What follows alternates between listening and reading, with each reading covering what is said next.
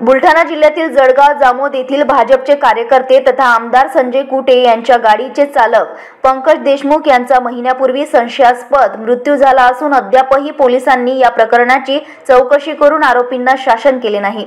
यासाठी आज सोमवारी स्वर्गीय पंकज देशमुख यांच्या मृत्यूची सीआयडी मार्फत चौकशी व्हावी यासाठी जळगाव जामोद येथील उपविभागीय अधिकारी कार्यालयावर सर्वपक्षीय मोर्चा काढण्यात आला होता।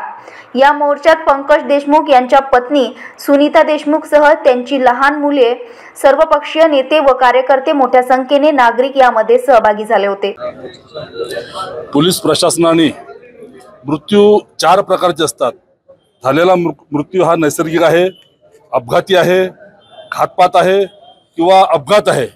या 4ही पद्धतीने पाहायला पाहिजे। आमचे जळगावचे 150 शहाणे पोलीसवाले त्यांनी नुसतं आत्महत्या झालेली असं निष्कर्ष काढला आणि तपास तिथंच त्या दृष्टीनं ते केलेला आहे।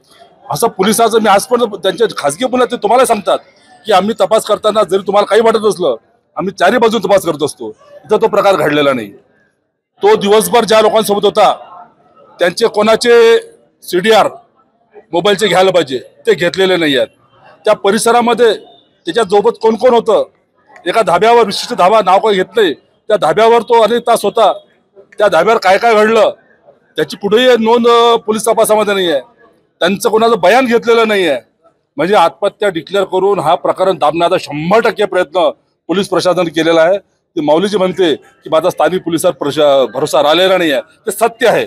आणि याचा खोलात जर जायचं असेल तर आता CIDच्या शिवाय आपल्याला पर्याय नाही आहे। CIDच्या माध्यमातून चौकशी झाली पाहिजे।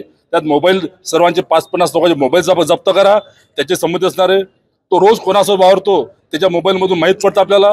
त्याला आलेले फोन, गेलेले फोन, त्या लोकांना आलेले फोन, गेलेले फोन, ते कुठे होते, कोणत्या टावरवर होते, ह्या सर्व गोष्टी आपल्याला सांगायची गरज नाही। आपल्याला जास्त त्यांना माहीत आहे, हे आपण त्यांच्याकडे शिकलेलो आहोत। तर तरी ते याचा कुठं वापर करून राहिला आहे, हे फार मोठं दुर्दैव आहे। त्यामुळे स्थानिक पोलीस या बाबतीमध्ये न्याय देतील अशी शक्यता 1% नाही राहिलेली। त्यामुळे यांच्याकडचा तपास काढला पाहिजे आणि तो CIDच्या मार्फतच केला पाहिजे अशी आमची इथं या ठिकाणी विनंती आहे। 2 प्रश्न। तुम्ही म्हणताय स्थानिक पोलिसांवर विश्वास नाही, ते योग्य चौकशी करू शकणार नाही, या त्यांच्यावर कुणाचा दबाव आहे? दुसरा प्रश्न, जर तो घातपात असेल तर त्याला काही राजकीय पार्श्वभूमी आहे? बघा, घातपात आम्ही तर डिक्लेअर केलं।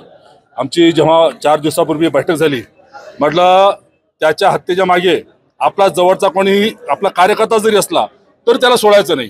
तो उद्या राष्ट्रवादी असू शकतो, काँग्रेस असू शकतो, भाजप असू शकतो, कोणी असो, नेते मंडळी त्याला पाठीशी घालायचं नाही, त्याला उघडं पाडायचं जो कोणी असं। कारण की म्हातारी मेल्याचं दुःख नाही, पण काळ चोकवलं नाही पाहिजे, याप्रमाणे आपल्याला वागायचं आहे।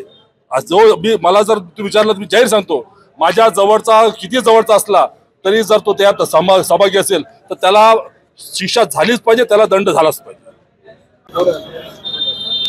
आज माझ्यासोबत जी सर्वपक्षीय जे हे आहेत सगळ्यांची मी खूप आभारी आहे आणि हे सर्वजण मला न्याय मिळेपर्यंत माझ्या सोबत असणार आहे असं वचन मला सर्वांनी दिलेलं आहे। त्याबद्दल मी सर्वांची ऋणी आहे।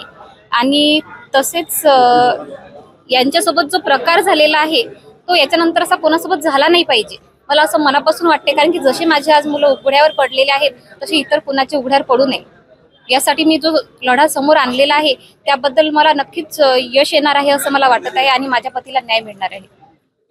पोलिसांनी आतापर्यंत चौकशी केली त्याच्यावरती विश्वास नाही, आतापर्यंत पोलिसांनी म्हणजे घटनास्थळी घातपात झालेला आहे असं सरळ दिसलं होतं, पण त्या ठिकाणूनच त्यांची जी तपासणी आहे तशा प्रकारे झालेली नाही।